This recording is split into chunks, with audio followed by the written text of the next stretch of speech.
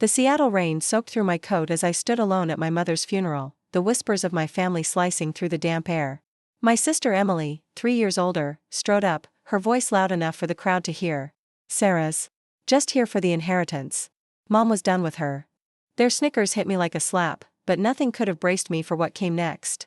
The lawyer walked in, clutching a USB drive, and suddenly Mom's face filled the screen. Before I share what she said, I thought about where I'm from, Tacoma, where I grew up dreaming of music, not medicine. If this story hits you, maybe like, comment, or subscribe to help it reach others. You won't believe how Emily's smug grin faded when Mom's final words played. Growing up, my bond with my mother, Margaret Mitchell, was everything. Mom ran a thriving bakery chain in Seattle, building it from a single shop she inherited from her aunt. She worked long hours, but when I was young, she always carved out time for me. I was maybe 9 when we'd take weekend drives to Bainbridge Island. She'd wake me at dawn, and we'd load the car with picnic gear. Sari, she'd call me, her nickname warm, the early bird gets the sunrise. Those quiet mornings by the water, she'd talk about grit and dreams. Business is like baking, she told me once. You need the right ingredients, patience, and the courage to try again when it flops. Even as a kid, I saw how much her bakery meant, her pride, her legacy. My sister Emily, always hungry for Mom's approval, competed with me from the start. If I baked my first cookie, Emily had to make a dozen. If I got a B on a test, Emily needed an A. Mom never seemed to notice this rivalry, or if she did, she brushed it off. "A little competition's good for you," she'd say, her voice proud when Emily talked bakery plans at dinner. "Emily's got a knack for business. She'll take Mitchell's pastries to new heights." The plan was clear early on. Emily and I were to join the family business after college, Emily in operations, me in customer service. Mom had our lives mapped out. At Washington State University, business degrees in hand, but music stole my heart young. My grade school teachers loved my singing. In high school, I won local talent shows. While Emily studied recipes and shadowed Mom at the bakery, I was strumming my guitar, writing songs in notebooks. The first big fight with Mom hit my senior year. College acceptance letters came, and I picked Berklee College of Music over Washington State. Mom didn't get it. "Music's a hobby, Sarah, not a job," she said during a tense argument in her office. "The bakery's your future. It's stable. It's what we've planned." "It's what you planned," I shot back. "I never signed up." That night shifted everything. Emily, always quick to seize an edge, played the loyal daughter. "Don't stress, Mom," she said at dinner, my silence heavy. "I'll keep Mitchell's pastries growing." Mom grew distant after that. Our island trip stopped. Our talks turned short, clipped. She paid for Berklee, which I appreciated, but our connection frayed. There were flickers of warmth. She came to my first college recital, and I caught a spark of pride in her eyes. But those moments faded fast. Emily's manipulation was slick, steady. She spun a story about me to the family, Uncle David, Aunt Linda, cousins, Mom's business partners. I was the selfish daughter who ditched Mom's legacy. Emily made sure they knew how my betrayal crushed Mom. "Sarah barely checks in," I overheard her tell Aunt Linda at a family barbecue my freshman year. Truth was, I'd called days earlier, but Mom didn't answer. When I called Emily out, she shrugged. "Just keeping it real, sis. You chose your path." By the time I graduated Berklee, the narrative was set. Emily was the devoted daughter, set to carry the Mitchell name. I was the flake who turned her back on family. Worst of all, I saw Mom starting to buy it. College flew by in a haze of music studios, gigs, and waitressing shifts. Despite the growing gap, I tried to keep Mom close. I'd send her recordings of my songs, hoping she'd see my music wasn't a slap at her but my own dream. My junior year, I wrote a folk album inspired by Seattle's waterfront, Mom's World and my chords. A local venue booked me for a show, and I sent Mom tickets, praying she'd come. "I'd love to see you there," I said on a call. "It's Saturday at 8 p.m. "I'll check my schedule," she said, her tone formal. Emily and I might be finalizing a new shop lease. I hid my hurt. "The show runs 2 weeks. Maybe another night?" "Maybe," she said. "I'll let you know." To my shock, Mom showed up, not opening night, but a quiet Wednesday. She came alone, unannounced. The venue owner spotted her from my photo and waved me over. "Your songs are unique," Mom said, eyeing my guitar.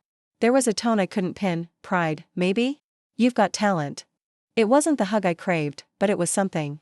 We grabbed coffee after, and for an hour, it felt like old times. She asked about my classes, my plans. I asked about the bakery, her health. We dodged sore spots. As we parted, she squeezed my arm. "I'm proud you're chasing this, Sarah," she said. Even if it's not my choice. That gave me hope, maybe time could mend us. I didn't know then that Emily was working to ensure it wouldn't. After Berkeley, I moved to Nashville to chase music. The distance made connecting with Mom harder. I'd call on holidays, her birthday, but our talks stayed stiff. Emily, meanwhile, was Mom's right hand at the bakery, in every big decision. At a Christmas visit to Seattle, I noticed Mom looked worn. Her hand shook slightly, her face lined. "You okay?" I asked privately. "Just aging," she waved. "Off. Doc says watch my sugar, that's all." Aunt Linda later mentioned Mom's recent diabetes scare. "Emily's been a rock," she said, "taking over shifts so Mom rests." The jab was clear, while I chased frivolous dreams. Emily held it down. What no one knew was Emily was gatekeeping Mom's contact. My cards never arrived. My voicemails vanished. My gig invites got lost. Emily's tactics sharpened as Mom's health faded. She'd book critical meetings during my visits, then sigh when Mom picked work over me. "That's business. Sarah," she'd say, fake pity dripping. "Some of us can't dodge duty." 6 months before Mom died, I tried one last time to reconnect. I'd landed a big break. A song of mine got picked up by a Nashville artist, with a music video shoot. I called Mom, buzzing. The call tanked. Mom sounded cold, detached. When I shared my news, she barely reacted. "That's nice," she said flatly. "Emily just opened our 4th shop, by the way. The Fremont location." I tried to cheer for the bakery, but she cut me off. "Sarah, I'm swamped. The bakery needs me. Not everyone can chase hobbies." Her calling my career a hobby burned. After years grinding, with real wins, she still saw no value in it. When I pushed back, saying, "Music was my job," she sighed. "I'm too tired for this. Let's talk later." We never did. That was our last real talk. I hung up, sure our bond was broken, convinced she saw me as the daughter who let her down. I was in my Nashville apartment, prepping for a studio session, when the call came, not from Emily, but from Thomas Reed, Mom's friend and lawyer. "Sarah," he said, voice heavy, "your mom had a stroke last night." "I'm so sorry, she passed this morning. Emily asked me to call." Emily couldn't even tell me herself. I sank onto my couch, the world blurring. "When?" I choked out. "Around 3 a.m., Thomas said. Her assistant found her at home." I booked a flight to Seattle, hands shaking as I packed. I called Emily 5 times. She picked up on the 6th, snapping, "What, Sarah?" "I'm slammed."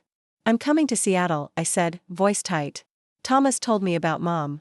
"Why didn't you call?" "I've been handling everything," she said, ice cold. "Someone had to." "I'd have helped if you'd told me," I said. She scoffed. "Sure. Like you've been around for Mom lately." She hung up, saying the funeral was Thursday.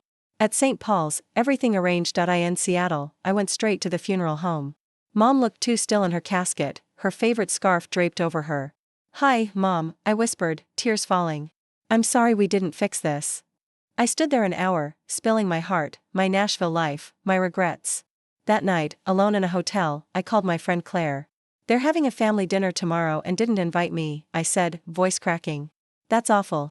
Claire said. "Want me to fly up?" "Could you?" I asked. "I'll be there tomorrow," she promised. At the funeral, Claire and I sat mid-church, front rows packed with Emily's allies. Emily's eulogy painted a mother-daughter bond one barely recognized, erasing me. "Mom valued loyalty," she said, glancing my way. "Some choose to walk away, but Mom and I stayed true." Claire gripped my hand as I fought tears. Emily's words sealed my role, the ungrateful daughter, here for the money. The Seattle drizzle clung to my skin as I stood outside St. Paul's after Mom's funeral, the sting of Emily's eulogy still raw. Her words, loyalty, family, my absence, had painted me as the daughter who'd abandoned Mom, and the crowd's murmurs told me they bought it. Claire, my friend from Nashville, squeezed my arm. "They're wrong about you, Sarah," she whispered. But Emily's smirk as she mingled with family told me she'd won this round. I was 29 now, a musician who'd left Tacoma's nursing path for Nashville's stages, and the family I'd grown up with saw me as a traitor. The lawyer, Thomas Reed, had mentioned a will reading tomorrow, and Emily's confidence made me dread it. I wasn't here for money, I wanted closure with Mom, but their glares made me feel like a thief. Growing up, Mom, Margaret Mitchell, was my rock. Her bakery chain, Mitchell's Pastries, was her pride, built from a tiny shop into 6 Seattle locations. She'd wake me at dawn for our Bainbridge Island trips when I was 10, packing sandwiches and her old radio. "Sari," she'd say, her voice warm, "life's like dough, you knead it, let it rest, then shape it." Those mornings, she'd share stories of her first shop, teaching me resilience. Emily, 3 years older, always chased mom's spotlight. If I sang a song at school, Emily had to bake a cake for the class. If I got a B+, Emily needed an A. Mom called it healthy rivalry, but it never felt healthy to me. Emily's got a head for business, Mom would say, her pride clear when Emily memorized recipes. She'll run Mitchell's someday. The plan was set. We'd both study business at Washington State, Emily managing shops, me handling customers. But music called me louder. My middle school choir teacher saw my voice as a gift. By high school, I was winning open mics, pouring my soul into lyrics. When I chose Berkeley over Washington State, Mom's face fell. Music's a dream, Sarah, not a paycheck, she said in her office, papers stacked high. The bakery's your future. Your future, I pushed back. Not mine. That fight changed us. Emily swooped in, the dutiful daughter. I've got the bakery, Mom, she said, her voice smug as I sat silent. Mom's warmth cooled. Our trips ended, and Emily's narrative took root. At the funeral reception in the church hall, the air was thick with judgment. Aunt Linda hugged me briefly, then darted to Emily. Uncle David avoided my eyes, chatting with Mom's business partners. I grabbed a tea, trying to steady myself, when Emily approached, flanked by cousins Rachel and Mark. Having fun, Sarah? She said, loud enough for heads to turn. Nice to show up after years of ghosting Mom. This isn't the place, Emily, I said, my voice low. We're here for Mom. For Mom, she laughed, sharp. You're here for the cash. Mom was done with you. My cheeks burned as whispers spread. You don't know why I'm here, I said, gripping my cup. Don't I? Emily's smile was cruel. You didn't care when Mom's diabetes got bad. You didn't care when she worked herself sick for the bakery, your inheritance too. You're only here now for a payout. Rachel snickered, and Uncle David stepped in, not looking at me. Maybe Sarah should go, he said to Emily. She's not really family anymore. Their laughter gutted me. I wanted to bolt, spare myself more shame, but I stayed.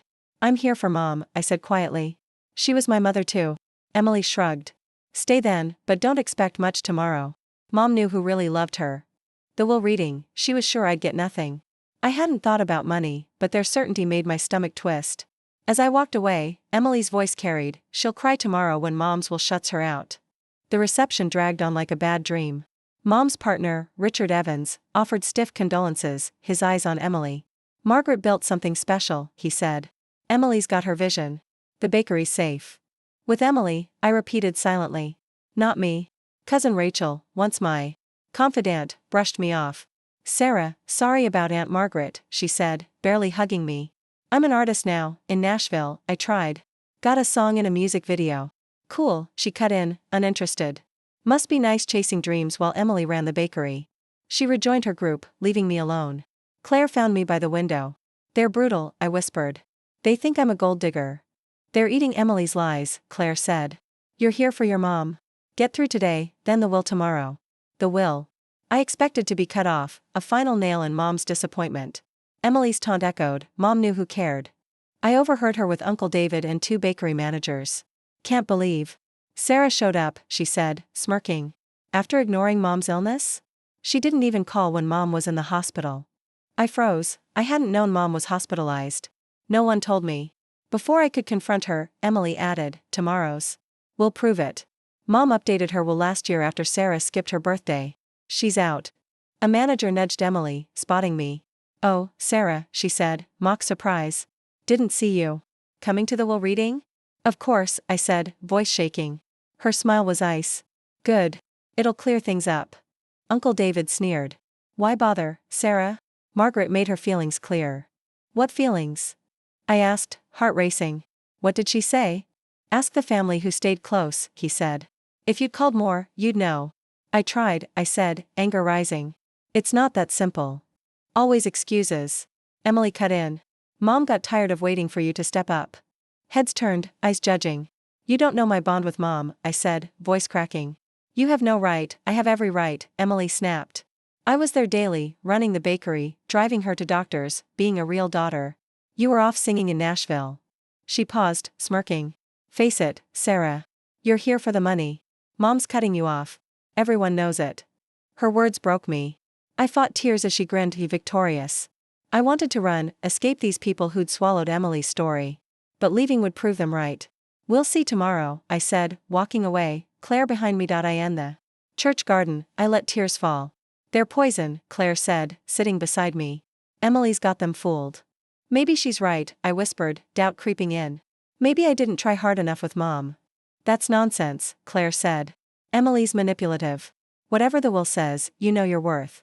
She was right, but tomorrow's reading loomed like a verdict on my bond with Mom. I expected rejection, proof she'd given up on me. I didn't know then that Mom had left a message that would shatter everything. The next morning, Seattle's gray skies mirrored my dread. I dressed in a plain navy dress, bracing for the will reading alone. Claire offered to come, but I needed to face it solo. Call me after, she insisted. No matter what. I nodded, expecting tears. Thomas Reed's law office sat in one of Mom's downtown buildings, a bitter reminder as I rode the elevator. Thomas, Mom's lawyer for 25 years, would deliver what I thought was Mom's final dismissal. The conference room buzzed with family and bakery staff. Emily sat at the table's head, already the new matriarch. Uncle David, Aunt Linda, the CFO, and 3 managers flanked her, chatting like it was a victory party. Their talk stopped when I walked in. Sarah, you showed, Emily said, mock shock, pointing to a chair at the table's end. Saved you a spot. The setup was clear, me, isolated, while Emily ruled. I sat, ignoring whispers. Just telling them about the Fremont shop, Emily said. The one Mom and I opened last year. Her tone excluded me. I stayed quiet, willing the ordeal to end. At 9 a.m., Thomas entered, his warmth a contrast to the room's chill. Sarah, thank you for coming, he said, touching my shoulder. I'm so sorry about your mom. She spoke of you often. His kindness nearly broke me. I nodded, unable to speak. Thomas set his briefcase down. Margaret was precise in her planning, he said. She left specific instructions for today. Emily leaned in, confident. We're ready to honor Mom's wishes, she said. Thomas's face stayed neutral. Margaret's instructions are unique. She recorded a video to go with the will. Murmurs rippled. Video wills were rare, especially for Mom, who loved tradition. A video? Emily asked, her poise cracking. She never told me. Margaret recorded it privately 4 months ago, Thomas said. She insisted it play before we discussed the will. Emily's confidence wavered, her glance at Uncle David tense. Well, let's see it, she said, forcing a smile. Thomas nodded to his assistant, who set up a laptop and projector. Everyone named in the will must be here, Thomas said, checking a list. He confirmed attendance, then dimmed the lights. The screen lit up, and there was Mom, alive, calm, in her favorite sweater, sitting at her bakery's office desk. Her gray hair was neat, her eyes sharp, looking straight at us. My chest tightened, grief raw. The room went silent, even Emily frozen by Mom's presence. Hello, everyone, Mom began, her voice achingly familiar. If you're watching, I'm gone. I asked Thomas to share this because truths need telling, truths I was too late to see. She paused, her face heavy. What I'll say will shock some, upset others. But before I go, I need to set things right. My heart stirred, not hope, but something close. Mom's eyes softened, like on our island mornings. This is about truth, family, betrayal, and forgiveness, she said, her gaze seeming to find me. And about chances lost, but maybe not too late to fix. As Mom spoke, I knew I wasn't ready for what was coming, but it would change everything. The Seattle rain tapped the law office windows as Mom's face filled the screen. Her words hanging heavy in the silent conference room. I sat at the far end, isolated, while Emily held court at the table's head, flanked by Uncle David, Aunt Linda, and 3 bakery managers. Her smugness from the funeral had faltered when Thomas Reed announced Mom's video will, and now, as Mom spoke of truth and betrayal, Emily's fingers gripped her chair. I was 29, a musician who'd left Tacoma's nursing path for Nashville stages, branded by my family as the daughter who abandoned Mom's legacy. I braced for the will reading to confirm Mom's disappointment, but her voice, calm, raw, hinted at something else. My heart pounded, caught between grief and a flicker of hope. Mom's image leaned forward, eyes piercing through the screen. I need to speak to my daughter, Sarah, first, she said. The room shifted, heads turning toward me. Emily's face tightened. Sarah, if you're here, and I pray you are, I owe you an apology. Gasps rippled. My throat closed up, tears stinging. I'm sorry for the distance between us, Mom continued. I'm sorry for not backing your music. Most of all, I'm sorry for believing lies about you I should have questioned. Emily shifted, her chair creaking. Mom's voice hardened. 4 months ago, I had a health scare, a stroke warning. Doctors told me to slow down, so I worked from home more. One day, in Emily's office, I found a box of your letters, Sarah. Birthday cards, gig invites, notes about your life, all unopened, hidden. I gasped, the room blurring. Emily froze. Her face pale. You sent those, and I never saw them, Mom said. Emily kept them from me, deliberately. Emily stood, voice sharp. This is nonsense. Mom was on meds, confused. Ms. Mitchell, sit down, Thomas cut in, firm. Margaret's instructions were clear. The video plays uninterrupted. Emily sank back, eyes darting to Uncle David, who looked uneasy. Mom continued, that box made me dig deeper. I hired a private investigator without Emily's knowledge. What I found broke my heart. She held up a folder.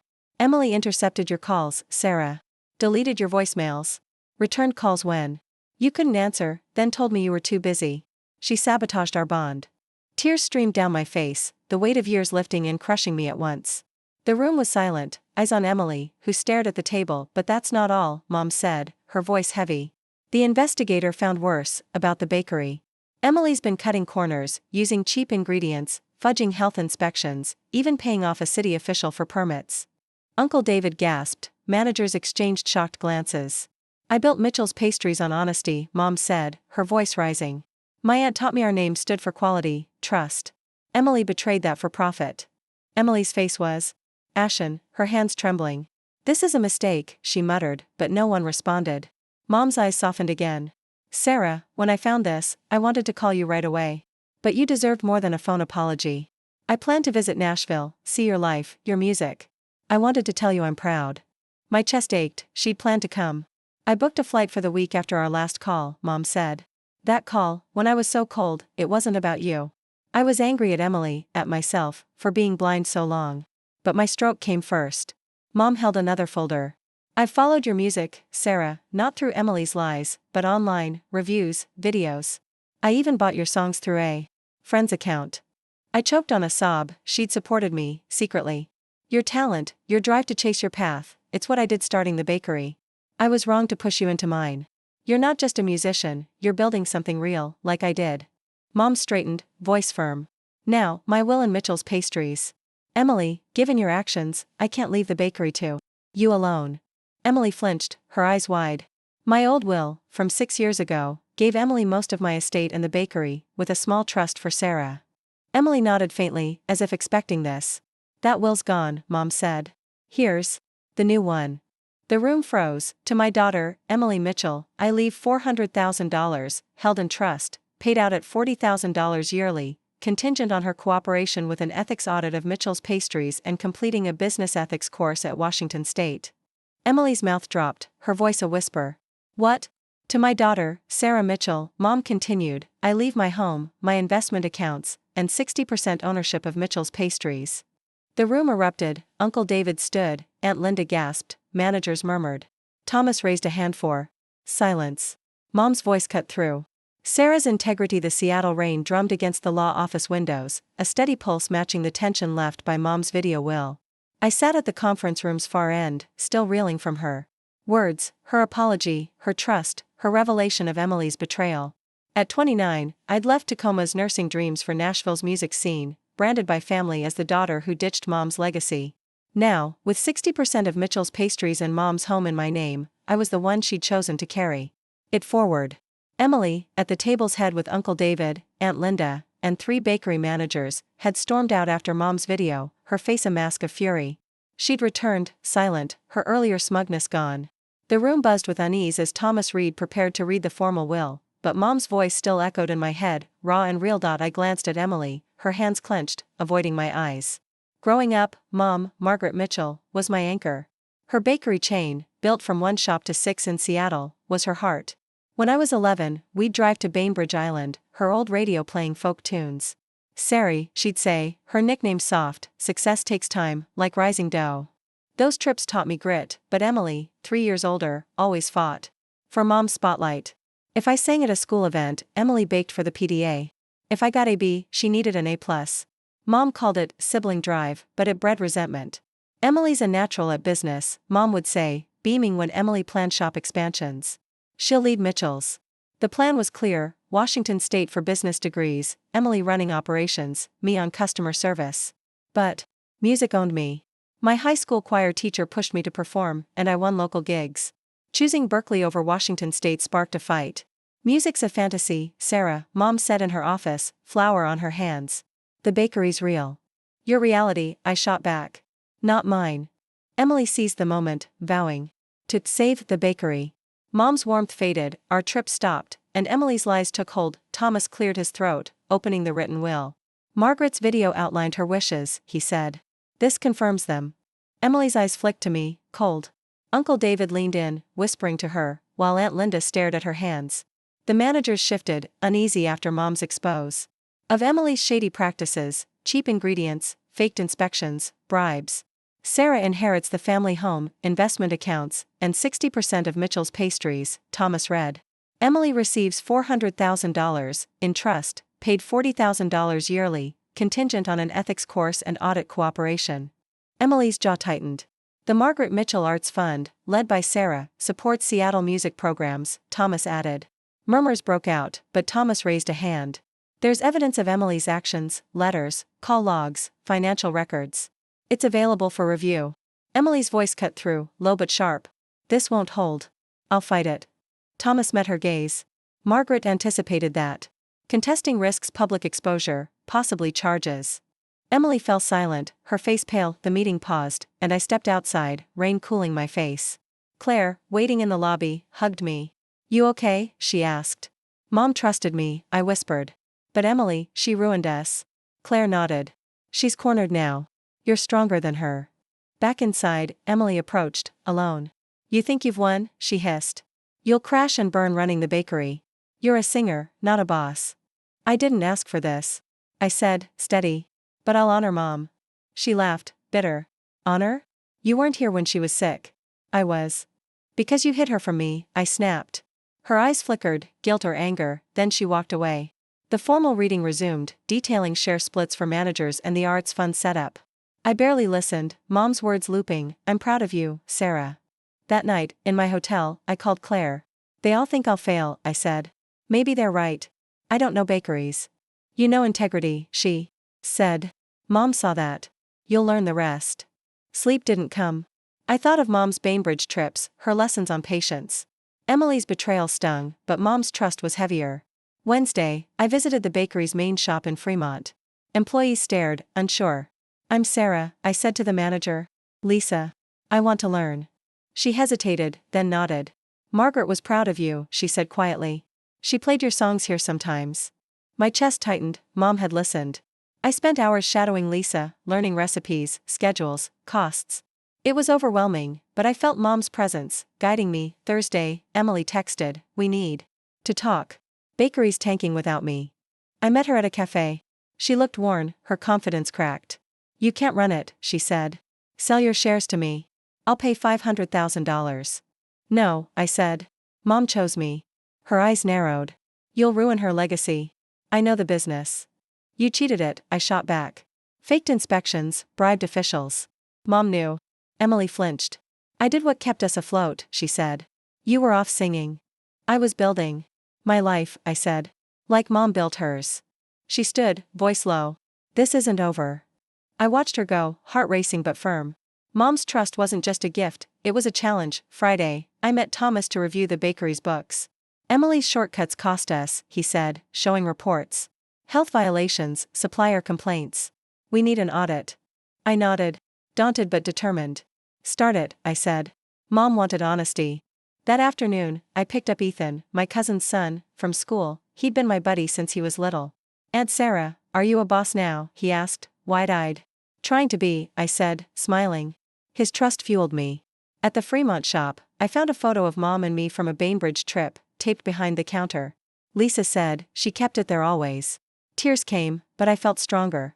Emily's lies had stolen years, but Mom's truth gave them back. Saturday, I performed at a small Seattle venue, my first gig since the funeral. Singing felt like breathing again, connecting me to Mom. Afterward, a fan asked for a photo. Heard about your mom, she said. You're brave. I thanked her, thinking of Mom's video. Sunday, Uncle David called. Sarah, we misjudged you, he said, awkward. Emily, Shalit. Yeah, I said, not softening. Mom saw it. He paused. Can we talk soon? Maybe, I said. It'll take time. Emily's silence grew louder, her absence a warning. I knew she'd fight back, but I was ready. Mom's legacy, her bakery, her values, was mine to protect now. The rain fell, but I saw a path forward, carved by Mom's love and my own strength. The Seattle rain had eased to a drizzle by Monday morning, but the tension in my chest hadn't. I was 29, a musician who'd swapped Tacoma's nursing plans for Nashville's music scene, now thrust into owning 60% of Mitchell's pastries after Mom's death. Her video will, revealed a week ago, had exposed Emily's betrayal, hiding my letters, blocking my calls, and cutting corners at the bakery. Mom's trust in me to lead her legacy, built from one shop to 6 in Seattle, was both a lifeline and a weight. Emily, 3 years older, had lost her grip on the family's narrative, but her silence since our cafe clash felt like a storm brewing. Today, I'd dive deeper into the bakery's operations, proving Mom right, while Emily's absence loomed. I woke at 5 a.m., replaying Mom's words, "Sarah, you're building something real." Growing up, her bakery was her soul, and our Bainbridge Island trips when I was 12 were mine. She'd pack coffee and muffins, calling me Sari as we watched the sunrise. "Business takes heart," she'd say. "Like your songs." Emily always vied for Mom's praise. If I wrote a tune, Emily baked a fancier cake. If I got A/B-, she flaunted an A. Mom saw it as motivation, but it drove a wedge. "Emily's born for the bakery," Mom would say, her voice warm when Emily pitched new shop ideas. The plan was Washington State for business degrees, Emily on operations, me on customers. But music was my pulse. My high school band coach saw my spark, and I won local song contests. Choosing Berkeley over Washington State ignited a fight. "Music's a gamble, Sarah," Mom said, her office cluttered with invoices. "The bakery's solid." "You're solid," I snapped. "Not mine." Emily pounced, promising to carry the bakery. Mom's warmth faded, our trips ended, and Emily's lies took over. At the Fremont shop, I met Lisa, the manager. "Show me the ropes," I said. She hesitated, then walked me through inventory, ovens, staffing. Employees whispered, unsure of the singer boss. "Margaret believed in you," Lisa said, handing me a recipe book with Mom's notes. My throat tightened, Mom's handwriting, her heart. I spent hours learning, hands sticky with dough, mind racing. Emily's shortcuts, cheap flour, skipped inspections, had left debts and complaints. "We need to fix this," I told Lisa. "Start with suppliers." She nodded, respect flickering. That afternoon, I met Thomas Reed at his office. "The audit's underway," he said, showing emails from health officials. "Emily's mess cost $300,000 in fines." I swallowed hard. "Can we recover?" "With work," he said. "Margaret knew you could." Tuesday, I dropped Ethan, my cousin's son, at school. "Aunt Sarah, you're cool," he said, hugging me. His faith kept me going. At the bakery, a supplier called, furious over unpaid bills. "Emily promised payment," he said. "We're sorting it," I assured him, heart sinking. I worked late, crunching numbers, feeling Mom's presence in her old desk chair. Emily texted, "You're drowning. Sell me your shares, $600,000. I ignored it, anger flaring. She cheated Mom's values, yet thought she could buy me out. Wednesday, I found a playlist on Mom's office computer, my Nashville demos. Lisa smiled. She'd play those on closing shifts. Tears came, but I pushed on, meeting the board. "We're auditing every shop," I said. "No more shortcuts." Some nodded, others, Emily's allies, stayed cold. Thursday, Emily showed up at the Fremont shop, unannounced. "You're killing Mom's business," she said, arms crossed. Customers glanced over. "You did that," I said, keeping my voice low. "Faked reports, bribed officials." Her eyes narrowed. "I kept us alive. You were off strumming." "I was earning my way," I said. "Like Mom did." She leaned in. "Sell your shares, $700,000.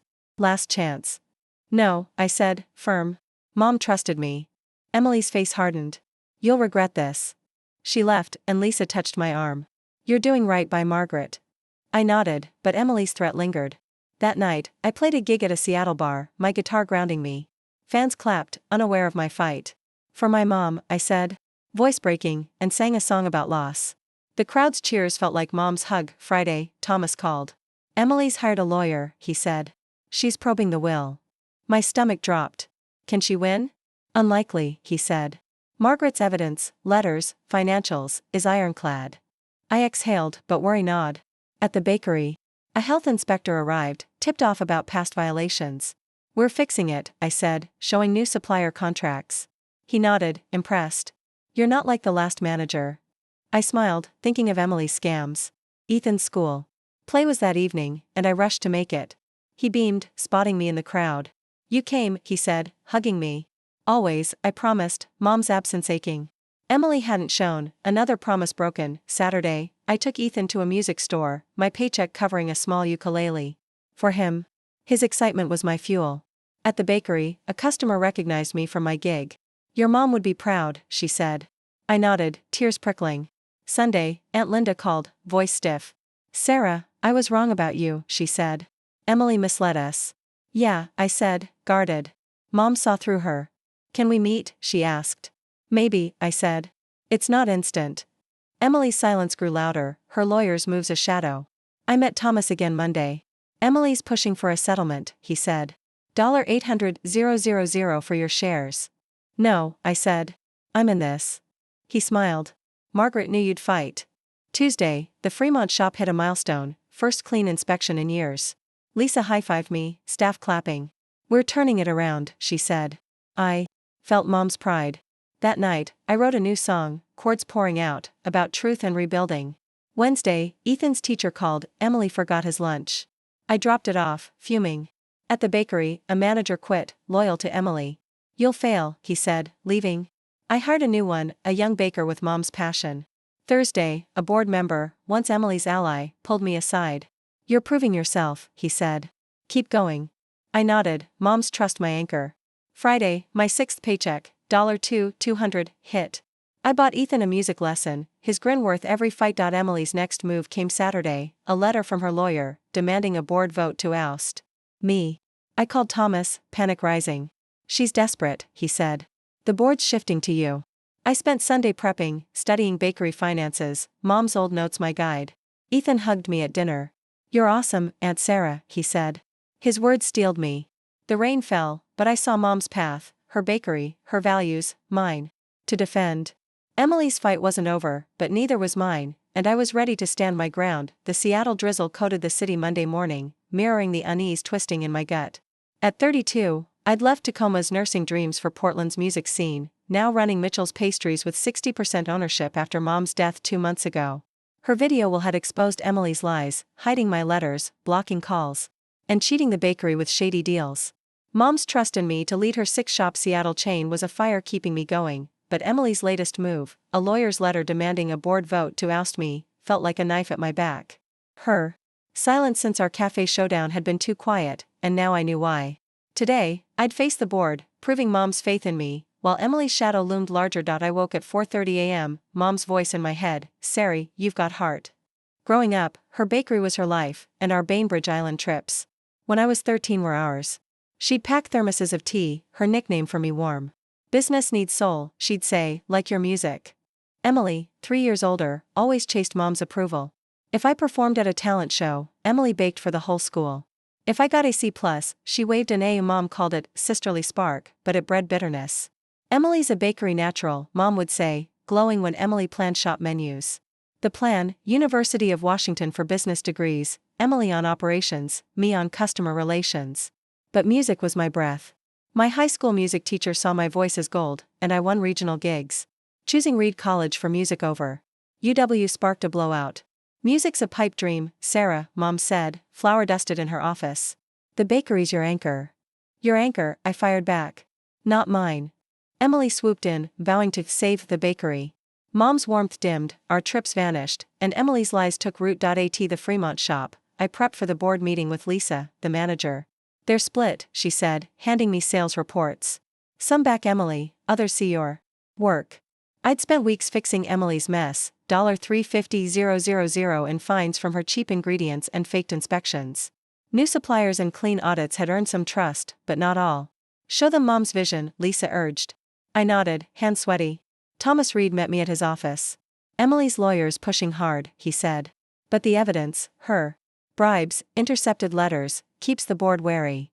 "Can she win the vote?" I asked. "Doubtful," he said. "You're proving yourself." That afternoon, I picked up Ethan, my cousin's son, from soccer. "Aunt Sarah, you're a boss now," he grinned, hugging me. His faith steadied me. Tuesday, the board meeting hit like a storm. Emily sat across, her lawyer beside her, ice cold. "Sarah's unfit," her lawyer said, sliding papers. "No business experience, tanking profits." I stood, heart pounding. "I'm learning," I said. "We've cleared $200,000 in debts, passed inspections, rebuilt supplier trust. Emily's shortcuts cost us bribes, violations. I'm here for mom's values. A board member, once Emily's ally, nodded. Sales are up 15%, he said. Sarah's audits work. Emily's face twitched. The vote came, 4-2, I stayed. She stormed out, her lawyer trailing. Lisa high-fived me later. You channeled Margaret, she said. I smiled, but Emily's glare lingered in my mind. Wednesday, I worked the Fremont shop, kneading dough, learning pricing. A customer recognized me from a Portland gig. Your mom loved your music, she said. She bragged about you. Tears pricked, mom's secret pride. That night, Emily texted, $900,000 for your shares. Final offer. I deleted it, anger flaring. She'd betrayed mom, yet thought money could erase it. Thursday, Uncle David called, voice shaky. Sarah, I believed Emily's lies, he said. I'm sorry. Mom saw the truth, I said, cool. Can we meet, he asked. Maybe, I said. Takes time. At the bakery, I found mom's old recipe cards, her notes in the margins. Sari, try cinnamon, one read. I cried. Feeling her close. Friday, Thomas called. Emily's lawyer's fishing for loopholes, he said. They're desperate. What's her play? I asked. Pressure, he said. She's losing allies. I spent the day at the Capitol Hill shop, training with staff. A manager, previously loyal to Emily, quit, leaving a note, you'll crash. I hired a new one, a baker with mom's fire. Ethan's school concert was that evening. I rushed over, making it as he sang. You're here, he beamed, hugging me. Wouldn't miss it, I said, mom's absence a dull ache. Emily hadn't shown, another letdown. Saturday, I took Ethan to a park, my paycheck buying us ice cream. Aunt Sarah, you're my hero, he said, licking his cone. His words fueled me. Sunday, I played a Portland bar gig, my guitar release. This one's for my mom, I said, voice raw, singing about betrayal and hope. Fans clapped, some teary. A woman approached after. Your story's inspiring, she said. Keep fighting. I nodded, mom's trust my anchor. Monday, the Fremont shop got a glowing review online, first in years. New management's legit, it read. I thanked Lisa and the team, feeling mom's pride. Tuesday, Ethan's teacher called, Emily forgot his homework drop-off. I handled it, fuming. At the bakery, a supplier praised our new contracts. You're not like Emily, he said. I smiled, thinking of her scams. Wednesday, Thomas updated me. Emily's lawyer offered $1 million for your shares, he said. They're panicking. No deal, I said. I'm staying. He grinned. Margaret knew you'd stand firm. That night, I wrote a song about resilience, chords flowing like mom's recipes. Thursday, a board member pulled me aside. You're winning them over, he said. Emily's out of moves. I nodded, but stayed cautious. Friday, my 7th paycheck, $2,400, hit. I bought Ethan a songbook, his eyes lighting up. At the bakery, I found a photo of mom and me at Bainbridge, tucked in her desk. She kept it close, Lisa said. Tears fell, but I felt stronger. Saturday, Emily showed up at the Fremont shop, alone. You're ruining everything, she said, voice low. Sell, $1,200,000. No, I said, calm. Mum chose me. Her eyes flashed. You'll fail, and I'll be there to watch. She left, and Lisa squeezed my shoulder. You're tougher than her. I nodded, but her threat echoed. Sunday, Aunt Linda texted, asking to meet. I was wrong, she wrote. Emily Leet. I agreed to coffee, guarded. The rain fell, but mom's path, her bakery, her heart, was mine to hold. Emily's fight wasn't done, but I was rising, rooted in mom's love and my own grit. The Seattle mist hung low Tuesday morning, a thin veil over the city that matched the strain in my chest. At 32, I'd traded Tacoma's nursing plans for Portland's music scene, now 3 months into running Mitchell's Pastries with 60% ownership after mom's death. Her video will had gutted Emily's lies, hiding my letters, blocking calls, and tainting the bakery with cheap ingredients and bribes. Mom's faith in me to lead her 6-shop Seattle chain was my anchor, but Emily's latest push, a board vote to oust me, had failed last week. Her silence since felt like a trap, and her lawyer's $1,200,000 offer for my shares screamed desperation. Today, I'd solidify my place at the bakery, proving mom's trust. While bracing for Emily's next strikeout, I woke at 4:15 a.m., mom's words looping, Sari, you've got soul. Growing up, her bakery was her heartbeat, and our Bainbridge Island trips at 14 were my haven. She'd pack pastries, her nickname for me warm. Business needs grit, she'd say, like your songs. Emily, 3 years older, always fought for mom's spotlight. If I sang at a school rally, Emily baked for the whole town. If I got a B, she flashed an A+. Mom saw it as healthy fire, but it bred resentment. Emily's bakery bound, Mom would say, proud when Emily pitched shop layouts. The plan, University of Washington for business degrees, Emily on operations, me on customers. But music was my life. My high school choir director saw my voice as rare, and I won state gigs. Choosing Reed College for music over UW sparked a blowout. Music's a whim, Sarah, Mom said, her office stacked with order forms. The bakery's real. You're real, I snapped. Not mine. Emily vowed to carry the bakery, and Mom's warmth faded, our trips gone, her lies rooting deep. At the Fremont shop, I met Lisa, the manager, to review new menus. Customers love the fresh ingredients, she said, showing sales charts. We'd cleared $250,000 in fines from Emily's violations, fake inspections, cheap flour. You're turning it around, Lisa said. I nodded, but the board's split loyalty nagged me. Thomas Reed called. Emily's lawyer's stalling, he said. They're out of moves, but she's not done. What's next? I asked. She might push for mediation, he said. Stay sharp. I spent hours at the shop, learning pricing, soothing a supplier upset by Emily's old debts. Ethan, my cousin's son, called after school. Aunt Sarah, can we jam? He asked. Excited about his ukulele. Tomorrow, I promised, his joy my fuel. Wednesday, I faced the board again, presenting our audit results. We're compliant, I said, slides showing clean health reports. Sales up 20% since we fixed Emily's shortcuts. A manager, once her ally, nodded. You're delivering, he said. Emily wasn't there, her absence loud. Later, she texted, $1,500,000 for your shares. Take it.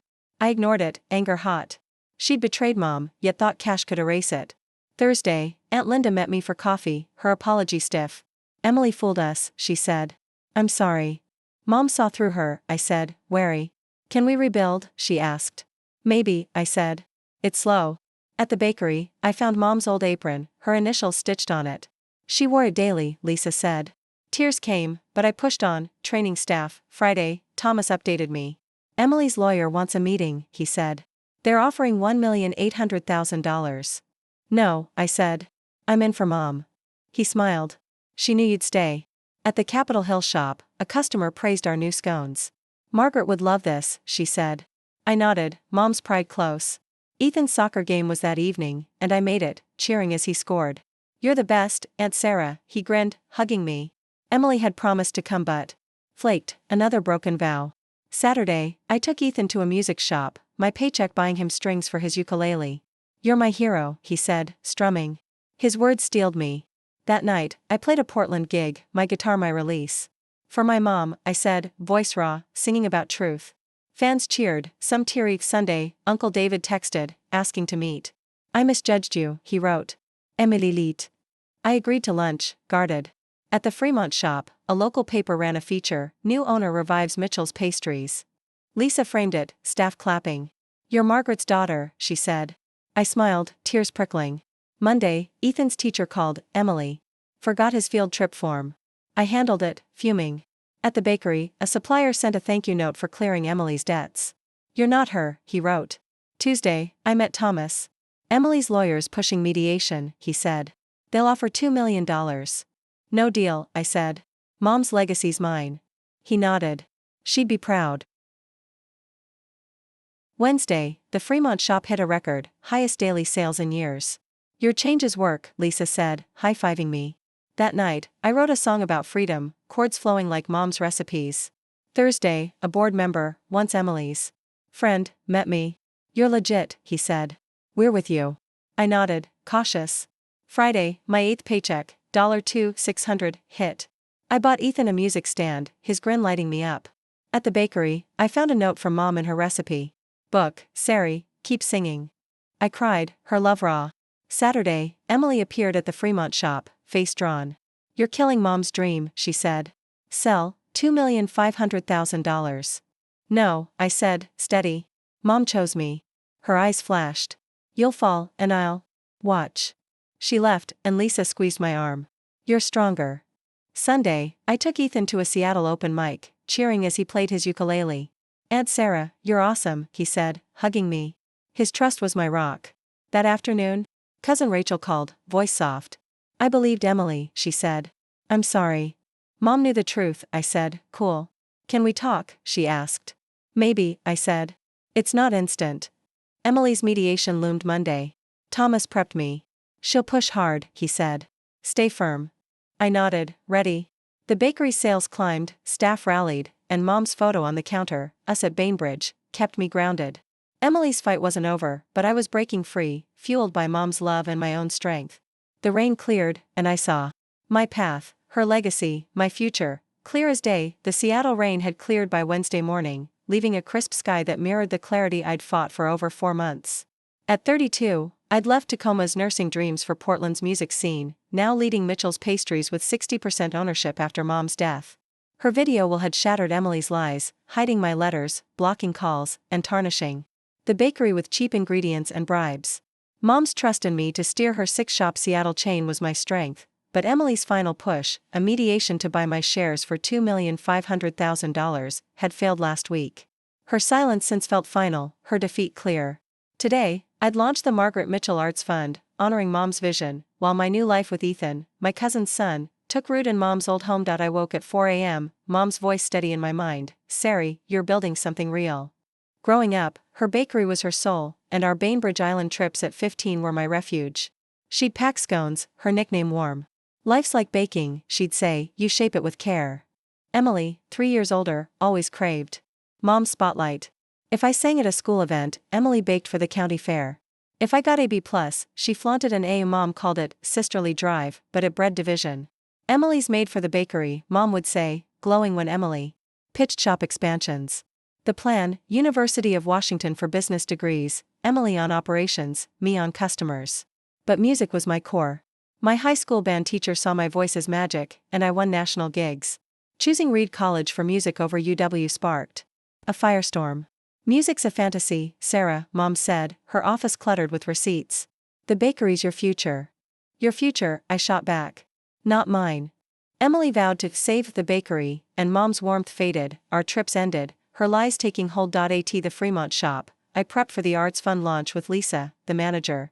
The event sold out, she said, showing tickets for tonight's music showcase. We'd cleared $400,000 in fines from Emily's scams, fake inspections, cheap flour, and rebuilt trust with clean audits and fresh ingredients. You're Margaret's heart, Lisa said. I smiled, Mom's presence. Close. Thomas Reed met me at his office. Emily's lawyer backed off, he said. She's done fighting. What's she doing? I asked. Moved to Spokane, he said. Starting over. Relief hit, but so did a pang, she was still my sister. I spent the day at the bakery, finalizing fund details, hands dusted with flour. Ethan bounded in after school. Aunt Sarah, can I sing tonight? He asked, clutching his ukulele. You're on, I said, his grin my fuel. Thursday, I moved into Mom's home, Ethan's room filled with his music gear. This is awesome, he said, strumming. I hung Mom's Bainbridge photo in the kitchen, her smile grounding me. At the Capitol Hill shop, I trained staff, earning their respect. A customer, a regular, said, Margaret would love your changes. I nodded, tears prickling. Thomas called. The Arts Fund's approved, he said. You're launching her dream. That night, I hosted the showcase at a Seattle venue, my guitar in hand.